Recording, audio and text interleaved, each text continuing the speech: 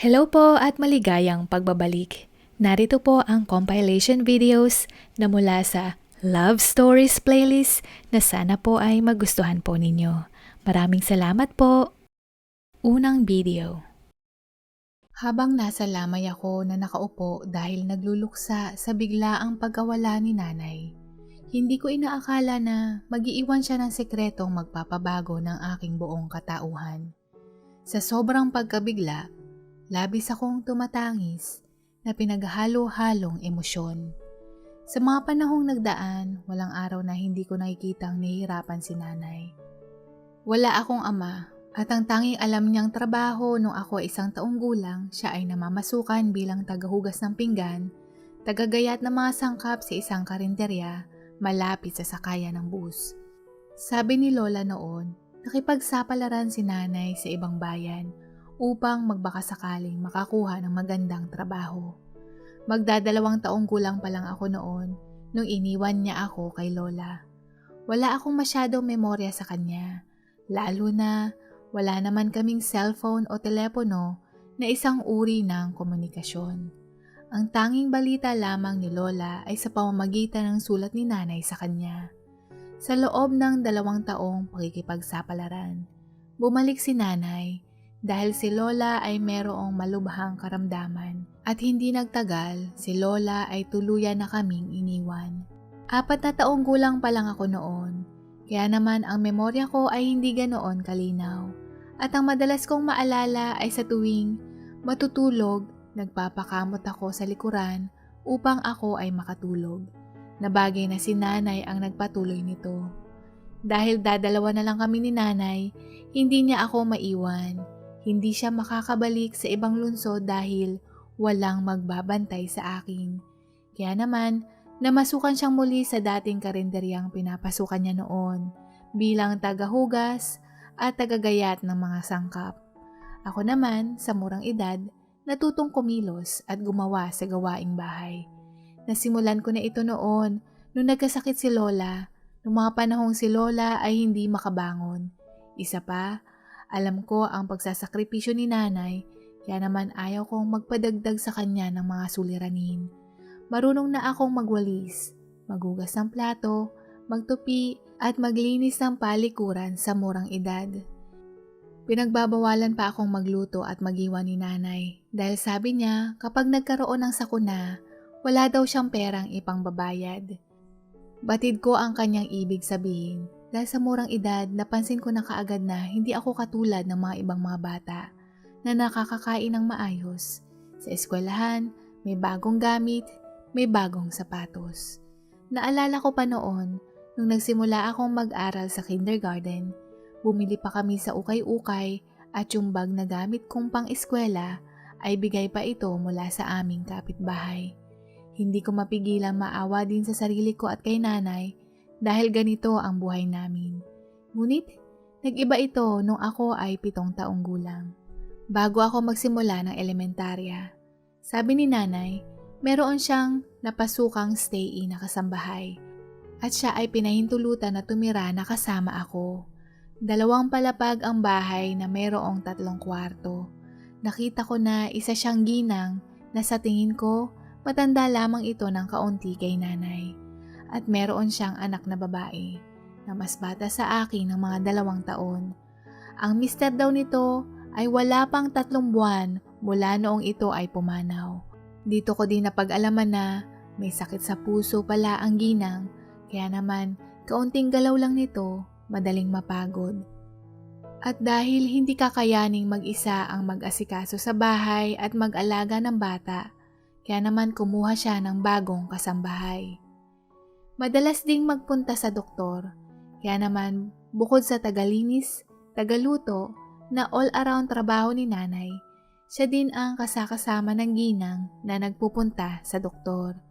Sa bawat oras na kailangan niyang magpunta sa doktor, ay itinataon ito kapag kaming dalawa ni Lorraine ay nasa paaralan. Pareho kami ng eskwelahan na pinapasukan.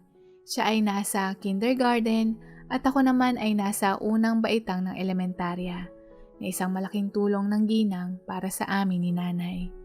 Anak, Palagi mong tingnan-tingnan o babantayan si Lorena para iwas sa pag-aalala si Ma'am Lorna. Tulungan mo si nanay Salamat anak ko.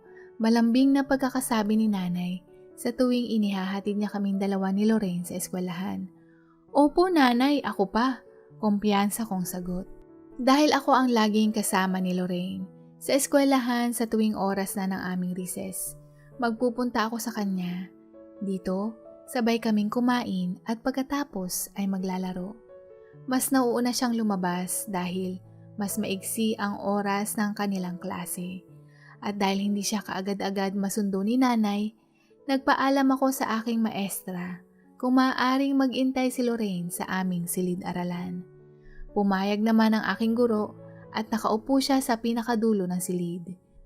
At doon meron siyang coloring book na kanyang libangan. Kung minsan naman natutulog ito doon na may bit-bit na neck pillow na nakasabit sa kanyang bag.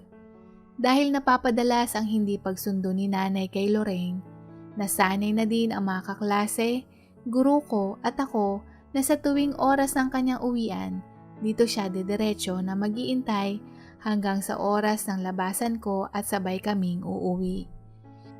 Kapag merong takdang aralin, palagi kaming sabay na gumawa. Kung minsan kapag alam ko, ako ang nagtuturo sa kanya. Pero ang madalas, ang mami ni Lorraine ang tumitingin ng aming takdang aralin at sinisigurado na tama ito at naintindihan namin ang mga paksang aming ginagawa. Kung minsan nga, nagpapaligsahan pa kami kung sino ang mas magaling, katulad ng pagsasagot ng simpleng problema sa sipnayan at baybayin ng mga salitang wikang Ingles. At ang mami din ni Lorraine ang nagtulak sa amin na magbasa ng mga libro. Mga bata, alam niyo ba ang libro ang pinakamahiwagang na imbento para sa atin? Dahil nandito nakatala ang lahat ng ating kasaysayan. Mga kwento na pwede kang dalhin ng iyong imahinasyon sa mundong nais mong puntahan o pangarapin. At higit sa lahat, kung ikaw ay mayaman sa kaalaman, madali mong maiaakma ang mga ito sa realidad. Alam mo ang gagawin at hindi ka magiging mangmang. Kaya mahalaga ang pagbabasa at palawakin ng ating kaalaman. Lagi niyo yan tatandaan malambing niyang pagpapaliwanag.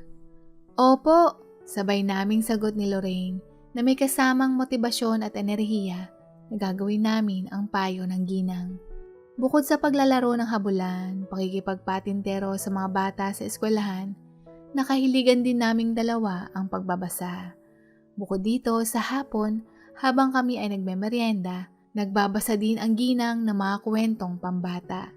At ang pinaka nagustuhan kong istorya ay ang The Jungle Book, bagay na nagustuhan din ni Lorraine. Nais ko ding maging matapang, matatag at hindi sumusuko, gaya ng bidang karakter sa kwento. Sa paaralan, ako ay naiiba sa mga kaklase ko dahil ako lang ang nag-iisang mag-aaral na anak ng isang kasambahay, na madalas din akong kutsain dahil dito. Gayunpaman, hindi ko ito pinag-aaksehan ng panahon at kung minsan kapag nasasaksihan ito ni Lorraine, siya pa ang nagtatanggol sa akin. Hindi ko mapigilan na makyutan sa kanya lalo na kapag nagkakasalubong ang kilay niya. Masalbahe kayong mga bata, palagi niyang sambit sa tuwing nagsasaway siya ng mga batang nanunukso sa akin. Pagkatapos, itutuon ang atensyon sa akin. Kuya Alan, magtimpi ka kasi kapag sinuntok mo sila sigurado akong matatanggalan sila ng ngipin. Nag-warning na ako para hindi sila masaktan. Malakas niyang sambit sabay biglang mabilis na kumindat. Pwede naman nasampulan ko na lang para tumigil na. Ano, gawin ko ba? Sagot ko sabay ikiniyom ang aking kamao at sinuntok ang kabila kong palad na tumunog ng malakas. Ang pangangatawan ko ay hindi naman sobrang payat at medyo katangkaran kumpara sa ibang mga bata. Kaya marahil ito din ang nagpakumbinsi sa kanila na hindi ako patulan ng pisikal. Sa totoo lang, si Lorraine ang una kong naging kaibigan.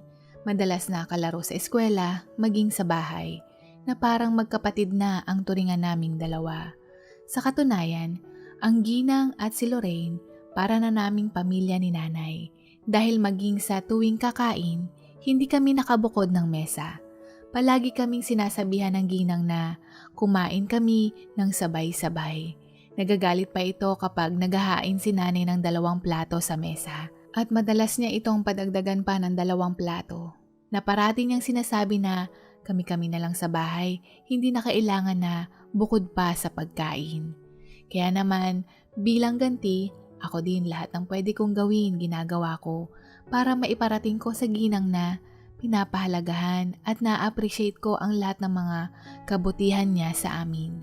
Walang trabaho ang ginang pero ang kanyang mister ay merong naiwang negosyo na pinapalakad ng kanyang mga kapartner. At mula sa kitang iyon, dito kumukuha ang ginang ng pambayad sa pasahod ni nanay at pambili ng mga pangangailangan. Subalit, ang masaya at matiwasay na buhay na ito ay biglang gumuho nung pumanaw ang ginang. 8 taon noon si Lorraine nung yumao dahil sa sakit nito sa puso. Dahil walang kamag-anak na kumupkop at walang ibang mag-aalaga, kaya si nanay ang nagpresenta na huwag pabayaan si Lorraine. Dahil may kaya ang nanay ni Lorraine, inaasahan ni nanay na meron itong matatanggap na makakatulong sa pagpapalaki sa kanya. Ngunit yung nasabing partner sa negosyo na kinausap si nanay ng personal, sabi sa kanya na matagal nang merong pinag-uutangan ang mister ng ginang at ang negosyong ito ay lugi na. At ngayong pumanaw na ang ginang, pwede daw ibenta ang bahay para magkaroon ng pambayad sa nasabing utang. At kahit pa daw mabenta ang bahay, kulang pa daw ito. Sa nasabing napagbentahan, binigyan ng kakaunting pera si nanay para daw kay Lorraine. O eto para sa bata, ikaw na ang bahalang magdesisyon kung ipapadala mo siya sa ampunan. Sambit ng lalaki na nagpakilalang partner sa negosyo ng yumaong ama ni Lorraine. Kinuha ito ni nanay at kaming 3 ay nanuluyan sa isang maliit na paupahan. At dito, iginapang kami ni nanay. Hindi ko maiwasang humanga sa kanya dahil hindi niya inalintana ang karagdagang gastos sa oras na nagdesisyon siyang kupkupin si Lorraine. Dahil lumipat na kami ng tahanan, lumipat na din kami ng paaralan na pinayagan kaming mag-enroll kahit na malapit nang magtapos ang klase. Malaki-laki na ako noon, hindi na ako alagain. Sa katunayan, naghahanap din ako ng ekstrang mapagkakakitaan. Sa tuwing matatapos kami sa eskwela, pagdating namin sa bahay, pupunta kami sa mga karinderya at doon nakiusap ako kung maaari akong umextra na maglilinis ng mga lamesa, magdadala ng tubig sa mga customer na humihingi ng tubig, magdadala ng sausawan o minsan tagadala ng mga karagdagang order ng mga customer sa kanilang mesa. Hindi ako humingi ng sahod bagkos ang kabayaran ay pagkain. Dito kasi at least 1 beses sa isang araw kami ay kumakain. Marami kaming nakakain kahit kanin at sabaw. Mas may lasa ito kumpara sa asin o toyo lamang. Kung minsan naman kapag may tira, nababahagian kami ng may-ari. Yun ay kapag may natira. Malaking tulong na ito para kay nanay dahil ang aalalahanin niya lang ay ang aming kakainin sa gabi. Habang ako ay umi-extra, si Lorraine ay nagbabasa ng libro. Mas matalino siya kumpara sa akin. Kaya plano ko na pag nakatapos ako ng sekundarya, nais kong ipagpatuloy niya ang kanyang pag-aaral sa kolehiyo para naman may pag-asang guminhawa ang kanyang buhay. Alam kong hindi siya nararapat na ganito ang klase ng kanyang buhay. Alam kong hindi siya pinalaki ng kanyang ina upang ito ang danasin niyang kapalaran. Sa paglipas ng panahon, ako ay nakatapos na ng sekundarya. Ang trabaho ko sa madaling araw ay tagakuha ng mga biniling mga sangkap na gagamitin para sa karinderya. At kasama ako ng katiwala na naglalagay at nagbubuhat ng mga ito sa kanilang tricycle. Matapos nito, ako ay papasok sa konstruksyon upang maging helper doon. Dito kasi sa oras na pumatak ang 5:00 ng hapon, wala na kaming trabaho at pwede na kaming umuwi. Maliban na lamang kung nag-request ang nagpapagawa ng overtime. Pero karamihan sa kanila ay nakapirmi ang oras ng aming pasok. Kaya nakakauwi ako sa bahay ng maaga upang makabili ng kakainin gamit ang sahod na natanggap ko noong araw na iyon. Matapos ang 1 taon, mas pinili ko pang maghanap ng iba pang mapapasukan dahil malapit nang magkolehiyo si Lorraine. At dahil siya ay matalino, nakiusap ako kay nanay na pagtulungan naming dalawa na makatapos siya. At hindi naman ito tinutulan ni nanay. Kaya sinikap namin na makapagpatuloy siya ng pag-aaral. Dala ng kanyang katalinuhan, siya ay nakapasok sa isang pampublikong universidad na mayroong mababang matrikula. Nung bago pa lang siyang pagpasok sa universidad, ang konstruksyong pinapasukan ko ay malapit lamang sa kanyang eskwelahan, kaya madalas kaming magkasama pumasok at umuwi ng bahay. Hindi ko alam marahil noon ko pa ito naramdaman at ngayon ko lang napagtanto. Dahil nung nakita ko si Lorraine na may kausap na ibang lalaki na kaklase niya, para bang may kirot sa puso ko. Nung una, hindi ko ito pinansin. Isinantabi ko itong nararamdaman ko dahil batid kong hindi matutuwa nito si nanay na pinalaki niya kaming parang magkapatid. Kaya inilihim ko ang nararamdaman kong ito. Ngunit sa aking obserbasyon, kapag nakikita kong may kausap siyang iba na mga kaklase niya, ako ay nagsiselos. Hanggang isang araw, nagkataon na pauwi na ako sa trabaho at naalala ko na nagsabi sa akin si Lorraine na sabay kaming umuwi at daanan siya. Nagiintay ako sa labas at natanaw ko siyang merong kausap na lalaki at nakita ko siyang nakangiti. Hindi ko mapigilan na mainis at sinipa ko pa ang maliit na lata na nasa harapan ko. Bagay na nahalata niya nung pagkakita niya sa akin. "Kuya, anong problema? Okay ka lang ba?" tanong nito. Kahit na anong pilit kong itago ang aking inis, pakiramdam ko batid niya ito sa tono ng aking boses.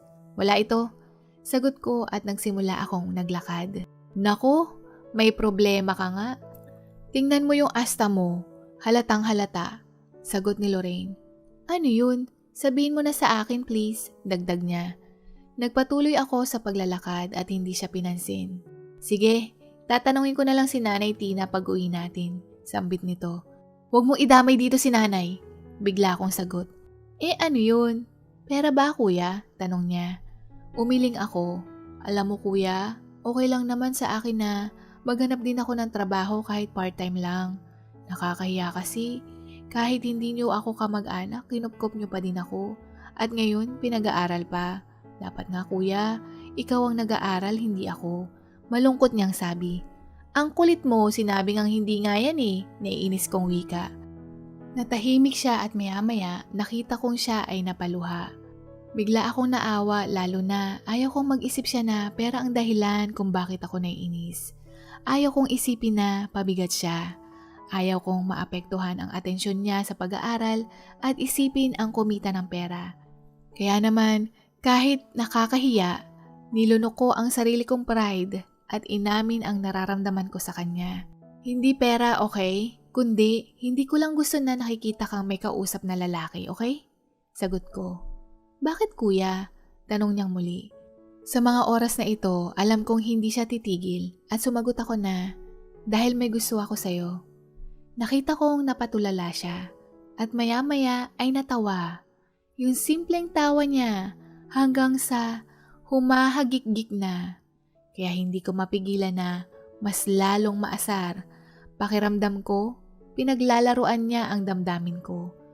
Labis na hiya ang naramdaman ko, kaya naman nauna akong maglakad papasok sa amin.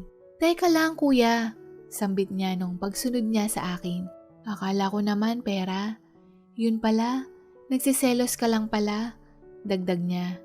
Pero hindi ako umimik. "O siya, para humimbing din ang tulog mo mamayang gabi. Ako din, may gusto din sa'yo," sagot niya. Napahinto ako ng inom ng tubig. Anong pinagsasabi nitong babaeng to? Sa isip-isip ko. At tumingin sa kanya at nakita ko siyang tumango. Paano? Kailan?" tanong ko nang nauutal. Kwento niya, matagal na, magmula noong maliit pa siya.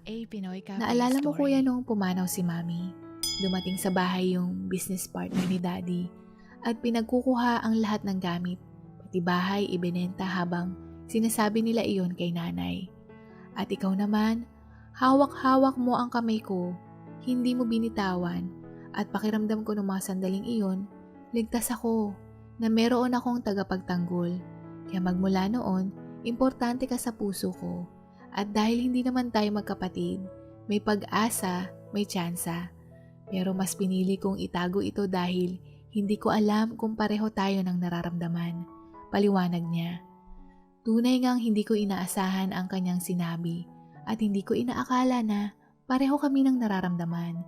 Nagdesisyon kaming pareho na ilihim ang aming relasyon kay nanay.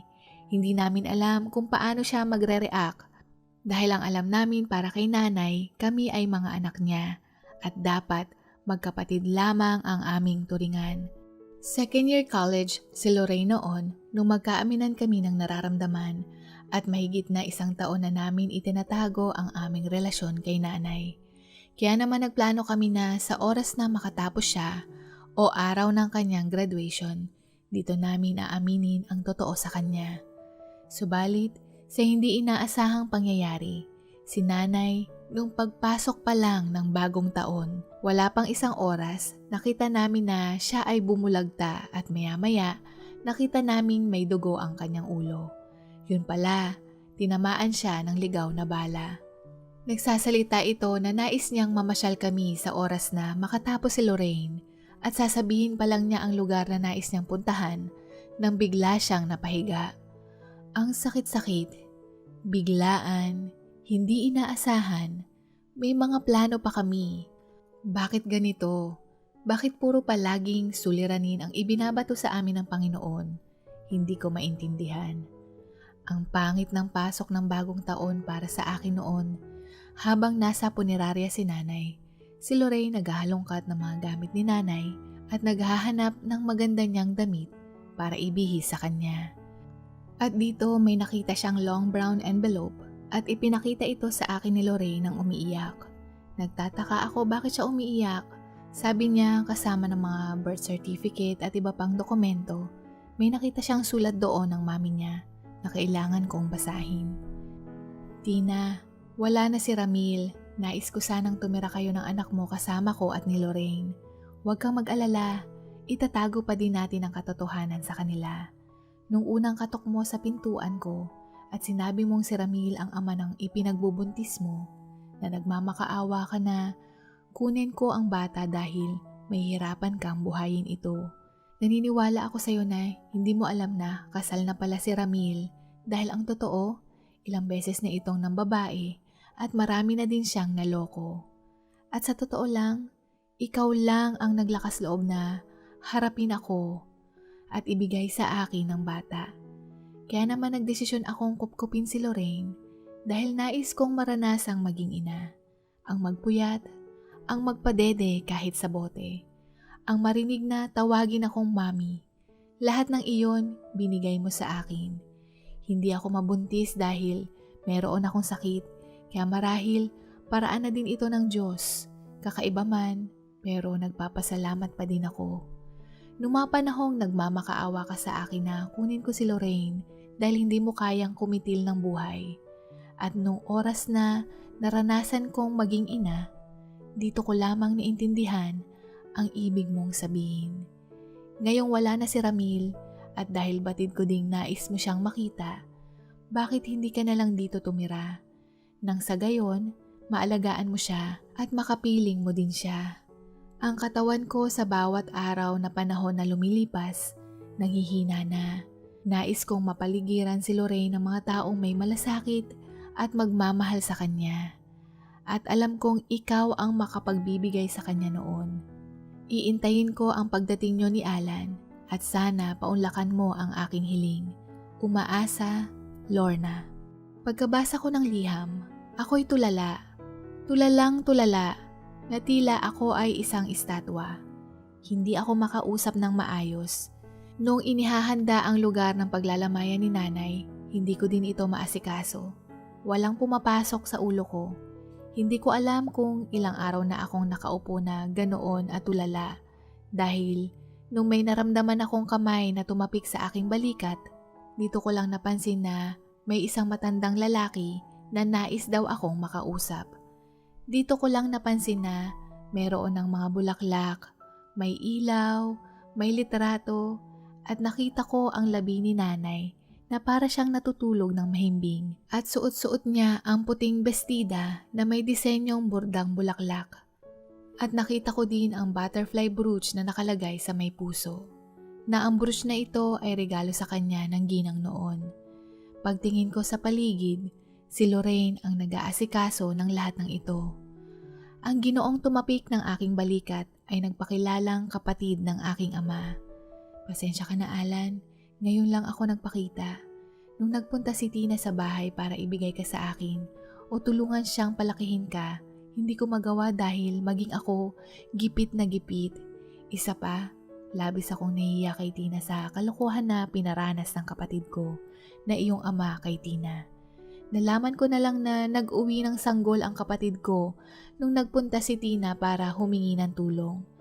At yung ama mo, pagkatapos kang ibigay, nilayasan na niyang tuluyan si Tina. Ang tatay mo, matagal nang namatay dahil sa sakit. Hindi ko magawang magpakita kay Tina dahil labis akong nahihiya. At isa pa, wala din akong tulong na maibibigay dahil maging ako ay kapos din. Pero nandito ako para magbigay galang at ibigay itong kaunting pera. Ang perang ito ay galing sa iyong ama. Bago siya namatay, nakapanalo siya sa sabong. At sinabi niya yung matira matapos ang gastos ng kanyang libing, ibigay kay Tina. Pero nahiram ko ito at ginamit sa pansimula ng negosyo. At ngayon ko lang muli naipon ang halaga nito. Pero huli na pala ang lahat. Kung kailangan mo ako o ng tulong na kaya kong ibigay, huwag kang mahiyang lumapit sa akin. At Alan, labis akong nakikiramay. Pagsasalaysay niya, sabay tapik muli ng aking balikat, ibinigay ang sobre at nagtungo sa kabaong ni nanay upang tingnan ito. Ako naman ang luha ko ay nagsimula ng tumulo hanggang sa napahagulgol na ako. Ang emosyon ko ng mga sandaling iyon ay naghahalong pagluluksa at ginhawa.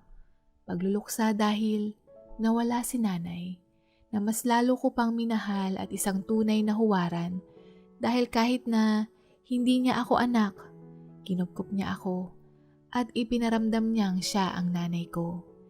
Ginhawa dahil ang inaakala kong magkapatid kami ni Lorraine pero hindi pala. Hindi ko inaasahan ang pagpihit ng kapalaran na tila ba isa kami sa paboritong piyesa na paglaruan. Habang humahagulgol ako, naramdaman kong yumakap sa akin si Lorraine at sa isip-isip ko, salamat nanay, maraming salamat. At patawarin niyo po ako dahil nilihim po namin sa inyo ang relasyon naming dalawa. At nung mga sandaling iyon, isa pang bagay din ang malinaw na ang relasyon namin ni Lorraine ay may pag-asa na habang kaming dalawa ay magkasama at mapagpapatibay namin ang pagmamahala ng isa't isa, ngayon, bukas at sa hinaharap ay walang imposible. Pangalawang video. Maaga akong naulila sa ina. Hindi pa ako nakakapagtapos ng sekundarya nung siya ay lumisan sanhi ng matinding karamdaman. Sa katunayan, lumaki ako ng walang ama. Kaming dalawa ni nanay sa simula pa lang nung ipinanganak ako sa mundo. Nung siya ay pumanaw, tumuloy ako sa malayong kamag-anak ng aking ina. Kahit noong nabubuhay pa lang ang aking ina, mulat na ang aking kaisipan sa hirap.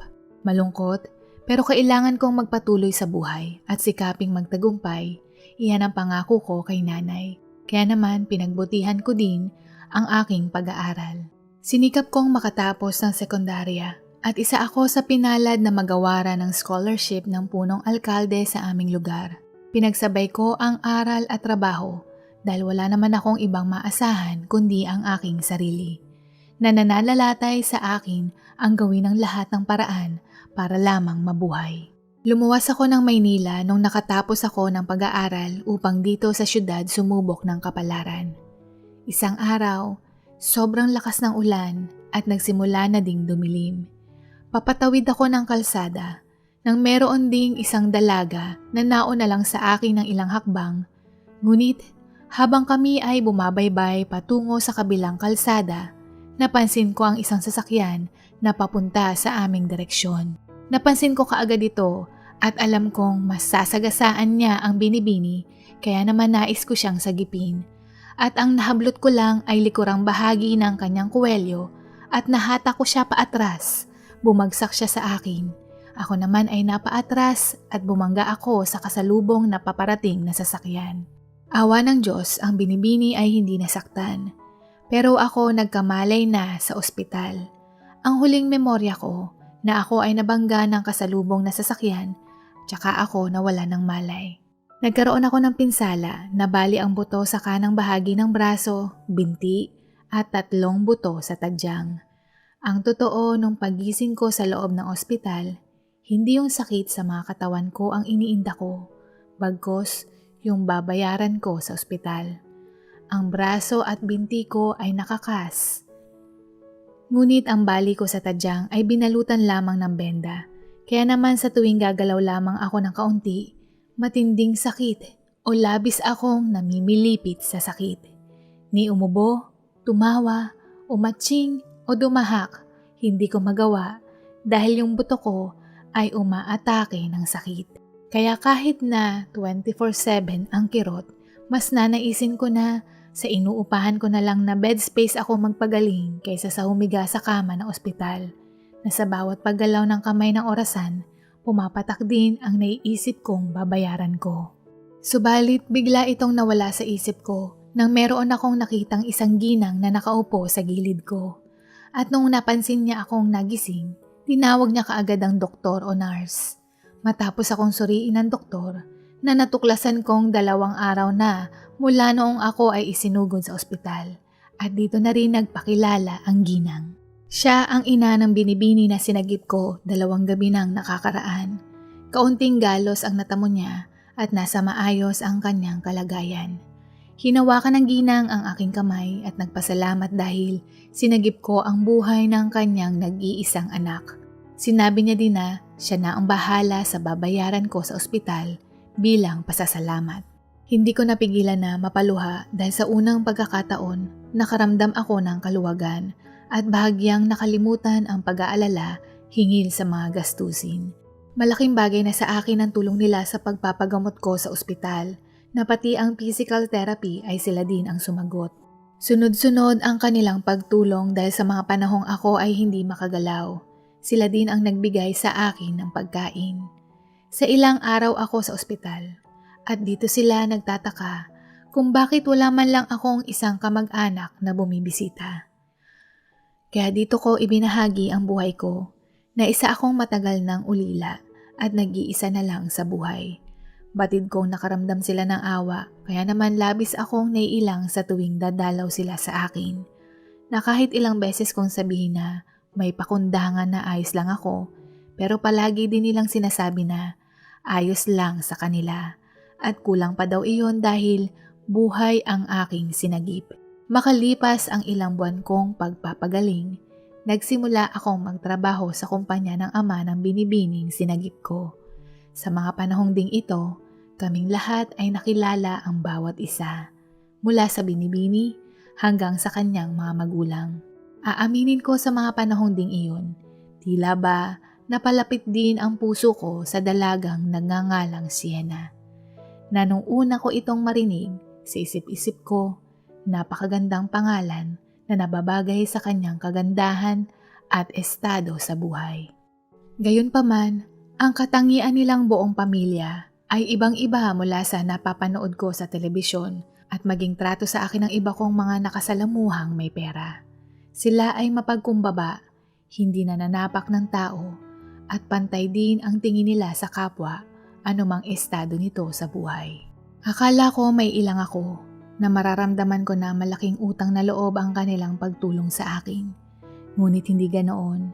Sa katunayan, pinaramdam nila na pinapahalagahan nila ang ginawa ko at tagos sa puso kong nadama ang kanilang pasasalamat. Sumakto din ang panahon ng aking pagpapagaling at ako ay nakapag-aral sa pagsusulit upang ako ay makakuha ng lisensyang bilang accountant hanggang ako ay isa ng ganap na CPA. Magmula nung ako ay natanggap sa kumpanyang pag-aari ng ama ni Sienna na naging daan upang mas lalo pa kaming naging malapit ng binibini. Madalas siyang magpunta sa kumpanya dahil siya ay nag-intern doon na kailangan niyang gawin upang siya ay makatapos ng kolehiyo. At pinagbuti at pinag-igi ko ang trabaho ko doon. Hindi lang para ipakita sa kanila na ako ay karapat-dapat, maging sa sarili ko na ito na ang unang hakbang para matupad ko ang pangako kong tagumpay sa aking yumaong ina. Madalas kami ni Shenang magkasabay na kumain ng tanghalian tuwing lunch break. Dito, napag-uusapan namin kung minsan ang tungkol sa kumpanya, kung minsan naman mga hilig, o ang mga nais naming plano sa inaharap. Kasabayan nito, napapansin ko na nahuhulog na ang loob ko sa kanya. Lumipas ang ilang mga taon, iniibig ko na siya ng tahimik. Na masilayan ko lang siya, buo na ang araw ko. Na makasabay ko siyang minsan sa pagkain tuwing lunch break. Bonus na sa akin iyon. Hanggang sa isang araw, nagkataon na nakita ko siya sa isang mall. Dito ko siya inaya kung gusto niyang uminom ng kape. Pumayag naman siya, marami kaming napag-usapan at dito ko na din nilakasan ang loob ko na nais kong manligaw sa kanya. Sienna, may itatanong sana ako. Kung papayagan mo ba ako na buksan ang iyong puso para kilalanin at bigyan ng pagkakataon na ipadama sa iyo na magiging tapat ako at mamahalin kita ng buong puso. Pagtatapat ko ng pag-ibig sa kanya. Ano man ang kanyang sagot, handa na ako, pero inaasahan ko ay tatanggihan niya ako. Nakita ko ang reaksyon niyang nagulat hanggang sa namula ang kanyang pisngi. At bigla niyang hinawakan ang kamay ko sabay sabing, "Ramon, oo, pumapayag ako." Ako na yata ang pinakamasayang tao sa mundo nung araw na iyon. Magmula noon, palagi na kaming nagde-date, nanunood ng sine, kumakain sa labas at nagpupunta sa ibang lugar na nais niyang puntahan. Lumipas ang panahon, kami ay naging magkasintahan. Alam din ng kanyang mga magulang ang tungkol sa aming relasyon.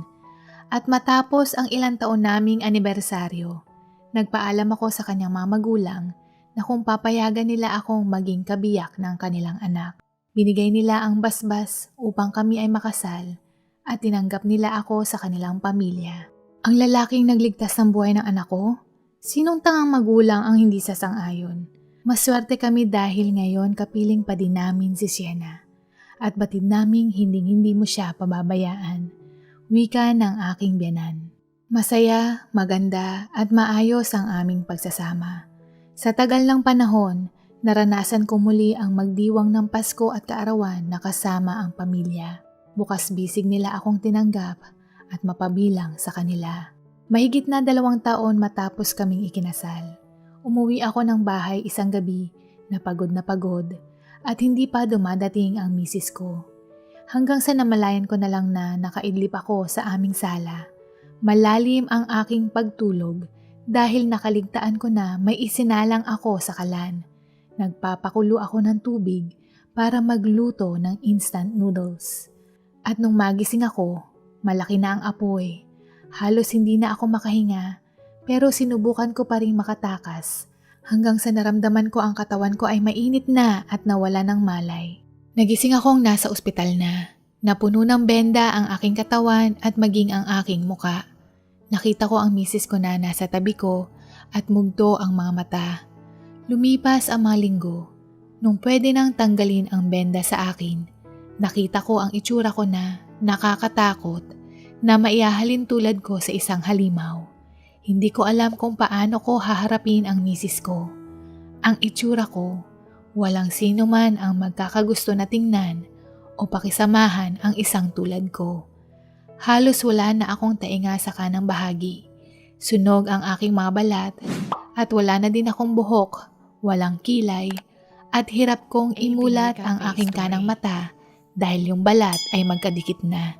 Kaya naman noong oras na umuwi kami sa tahanan ng aking mga biyanan, nagkulong ako sa kwarto.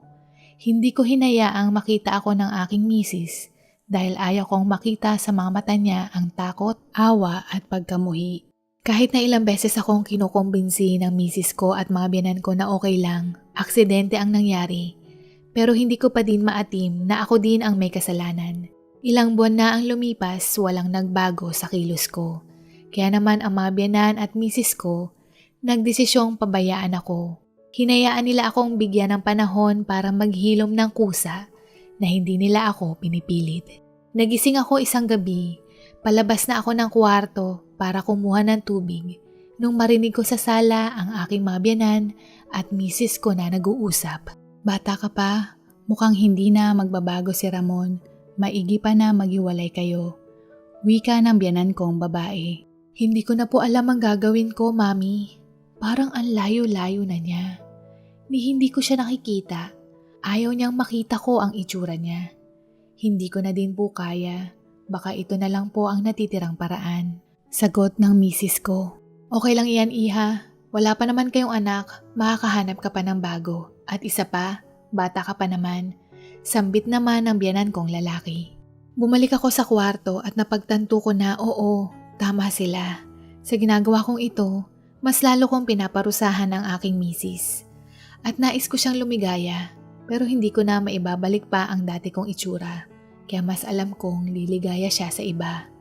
Hindi ko masisisi ang misis ko kung bakit din siya sumang-ayon sa kanyang mga magulang. Masakit pero sanay naman akong mag-isa. Kaya nagdesisyon akong makipaghiwalay sa kanya at bigyan siya ng kalayaan. Kinausap ko ang misis ko sa loob ng kwarto, ngunit patay ang ilaw para hindi niya makita ng matagal ang itsura ko. At dito, pareho kaming nagdesisyong maghiwalay ng landas. Patid kong masakit din sa kanya ang desisyong iyon dahil labis-labis ang kanyang luha. Hinatid niya ako sa sakayan ng bus at nagdesisyon akong bumalik na lang muli sa probinsya. At sa unang pagkakataon, tiningnan ko siya. Sienna, magpakatatag ka. Kailangan mong magpatuloy sa buhay. Bumangon ka at gusto kong lumigaya ka. Maging masaya ka. Iyan ang hiling ko para sa'yo. Sambit ko. Bigla niya akong niyakap pero agad akong kumalas at sumakay ng bus nang hindi na lumingon sa kanya. Nung nagsimula ng umandar ang bus, paulit-ulit kong naalala ang huling salita ko para sa kanya. Magpakatatag ka. Magpatuloy sa buhay. Maging masaya ka. Pagtingin ko sa bintana, nakita ko ang reflection ko. Biglang tumulo na parang agos ng gripo ang mga luha ko.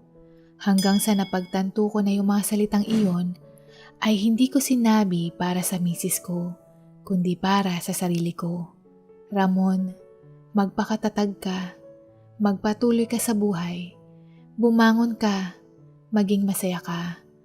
Mga katagang paulit-ulit ni nanay na sinabi sa akin bago niya ako iwan, na hindi ako mawala ng pag-asa, na habang ako ay humihinga pa, kailangan kong mabuhay. Kaya nagdesisyon akong muling bumalik ng Maynila. Naghanap ako ng trabaho, pero walang nangangahas na tanggapin ako. Ilang linggo na akong naghahanap pero sa oras na makita nilang itsura ko, agad na silang tumatangging interviewin ako. Kaya tinawagan ko ang dati kong katrabaho sa kumpanya ng misis ko at tinanong kung may kakilala siyang maaari kong pasukan. At sinabi din sa kanya na huwag sabihin kahit kanino man na nandito ako sa Maynila. Nakakuha ako ng trabaho sa isang malaki-laking kumpanya sa tulong ng katrabaho ko. At ako ang naging junior financial analyst. Dito ko napansin na sa una lang ako pinagtitinginan ng mga tao. Kalaunan, wala na. Parang normal na. Mga katrabaho ko, hindi alintana ang itsura ko at inaaya pa nila akong kumain na kasabay sila. Dito unti-unti kong natanggap ang sarili ko, na nakaligtaan kong mailang, na kahit na sumakay ako sa pampublikong sakayan, ang mga pasahero ay hindi ako pinag-uusapan o pinagtitinginan ng matagal. Pinag-igihan ko ng mabuti ang trabaho at sa mga lumipas na panahon, kinilala ng kumpanya ang aking trabaho at ginawaran ng Employee of the Month. At makalipas ang halos 2 taon, na-promote ako bilang Senior Financial Analyst. Mas lumaki ang aking sahod at kasabayan nito, may inirekomenda din ang aking boss na meron siyang kilalang magaling na plastic surgeon na maaring maayos ng kaunti ang aking balat kung nais kong gawin ito. Nagdesisyon akong gawin ito dahil mas nais kong manumbalik ang aking kumpiyansa sa sarili. Nung matapos kong makausap ang doktor, paglabas ko sa klinik, nagulat akong makita si Sienna sa labas at bigla akong nagsalita ng nauutal. Anong ginagawa mo dito? Maaari ba tayong mag-usap? Tanong niya. Tumango ako at nagtungo kami sa loob ng kanyang sasakyan. Pasensya ka na. Sambit ko pero pinigilan niya akong magsalita. Alam ko, hindi mo na kailangan magpaliwanag dahil alam ko ang bawat galaw mo. Sa tingin mo ba, tuluyan na kitang pinabayaan? Sa tingin mo ba, Hindi tunay ang pagmamahal ko sa'yo at basta mo na lang akong hiniwalayan. Baka nakakalimutan mo ang pangako natin sa isa't isa. Sa hirap at ginhawa, di ba? Sabi niya at nagsimula na siyang lumuha. Nagawa niyang gawin iyon dahil kung hahayaan lamang nila ako, mas lalo lamang akong lalayo at baka maging huli na ang lahat. Kaya naisip ni Sienna na bigyan ako ng ideya para ako na mismo ang gumalaw. Kung magdesisyon akong tumira sa probinsya o gawin ang nais ko, nasa sa akin na iyon. Pero hindi niya matiis na magkulong lamang ako sa kwarto at habang buhay na sisisihin at pabayaan ang sarili ko. Alam ko na kailangan mo lang ng kaunting tulak dahil isa kang survivor. Maliit ka pa lang, alam kong nasa dugo mo na ang hindi sumuko, dagdag niya. At nagdesisyon kang ibangon muli ang sarili mo, na labis kong ipinagpapasalamat sa Diyos. At nais kong malaman mo na nandito lang ako, hindi ako aalis sa tabi mo. Ganyan dapat ang mag-asawa, natuparin natin ang sumpaan natin sa Diyos at sa isa't isa, na walang iwanan. Hindi ako makapagsalita dahil tama siya, na mali ako ng akala na hindi niya ako mahal, na ang itsura ko ang hahadlang sa aming relasyon na siya namang ginawa ko. Hindi ako makasagot at napaluha lamang. Kinuha ko ang kanyang kamay at nagpasalamat. Makinis o may peklat ang muka, pangit o gwapo, may buhok o wala, hindi yan importante. Ang mahalaga kung ano ang nasa puso. At hinusgahan mo na ako kaagad, pero hindi mo tiningnan ang puso ko. Sabay inilagay niya ang aking kamay sa kanyang puso. Nararamdaman mo ba ang tibok? Yan, ikaw ang nagpapatibok nito. At sana maramdaman mo din na mahal kita, Ramon. Malambing niyang sambit. Dito na ako napahagulgol at nagsabi ng ilang beses na patawad. Patawad sa aking pag-iwan sa kanya. Patawad sa pagtulak ko sa kanya, patawad sa lahat. At niyakap niya ako ng mahigpit na matagal ko ng panahong hindi naramdaman na labis kong pangungulila. Sa ngayon, matagumpay nang naisagawa ang operasyon para maayos ng bahagya ang aking muka. Pinaghiwalay ang balat ko sa kanang mata para maimulat ito ng maayos. Nakasuot ako ng wig, hindi na sombrero para matakpan ang sunog kong anit. At yung sunog kong balat mula sa muka at leeg na ayos ng bahagya. Na sa bawat operasyon ko, lagi kong nasa tabi ang misis ko, na sandalan ko, na nagbibigay ng lakas sa akin. Na nung balik muli ang aking sigla, at natupad ko na din ang pangako ko kay nanay na maging matagumpay dahil maayos na ang aking buhay. Mayroong mapagmahal na misis, mabait na mga biyanan, at hindi lang iyan, nagkaroon din ako ng 2 supling, isang 2 taong gulang, at ang bunso ay nasa sinapupunan pa ni Sienna na sa darating na Disyembre masisilayan namin ang aming prinsesa. Sa tingin ko, ako pa ang mas sinagip ni Sienna kaysa ako sa kanya. Siya din ang nagturo at nagparamdam sa akin na kung minsan hindi ko kailangan sarilinin ang problema, na meron akong pamilyang masasandalan sa oras ng unos at sama-sama din namin itong malalampasan. Dito na po nagtatapos at sana po ay nagustuhan po ninyo ang mga kwentong ito. Hanggang sa muli, paalam at God bless po!